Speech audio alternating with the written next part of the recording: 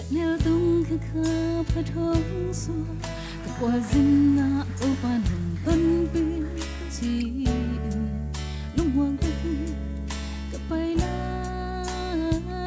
ta sẽ nêu tung khơi khơi phong mang dễ cả qua dinh na ô ban tai sân amo chỉ lung xoang thân đê min ca ôm lại ta kia đâu ban hôm qua rồi qua dinh na qua hồng nhà linh cả bài nàng thấy lâu gầm mắng linh tội chính làm tin cả tội lại đang lo ngày qua kết không gió tôm sáng lâu dẹp lắm có to cái ta không lên làm vì hắc xa đất thân trái ngày hôm qua in lắm cuộc đồng quân tu lại tại cái cầm hơi yếu na hàng na ilung kami na kita te to impon et hending sin ilung khamma to pan hi kamading bang de hem se itel lo ha dena kan ila sangma bangina to pan etem kai san lawi tu lai ta yam to tung ang kwak lai ta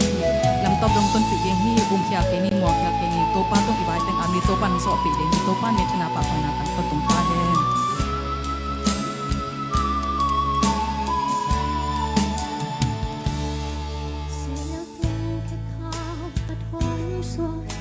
qua dinh na tô pan hồng tôn pi chin lung buang takin kapay lai ta sẽ nêu tung cái khá phong mang dễ qua dinh na tô pan hồng tai sân ta mô chỉ lung doang thân đê min ca ôm lại takin tô pan hồng qua được đi rồi qua dinh na qua hồng nhà li cả bài nàng thấy lâu gầm mang nghi linh tọa chim lắm vì cả tội lại là ngồi kỳ qua bê không giọt tôm sáng lâu diệt lắm cứ to kiếp ta không lệ làm vì hắc xa ta tuân cha ni kỳ hôm qua in lắm tô trong quân việc tin sản phẩm ngày ngày đi mò qua dinh na qua hồng nhà đi đã bay nàng thấy lâu gầm linh tội kỳ điểm làm pi cả tội lại na ngon cây guốc bê không gió tôm sặc lô cây guốc bê không gió tôm sặc giết lắm khúc tập kịp ta không lên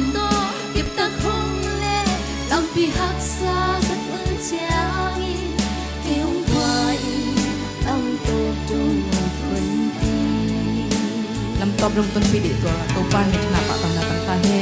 long da mama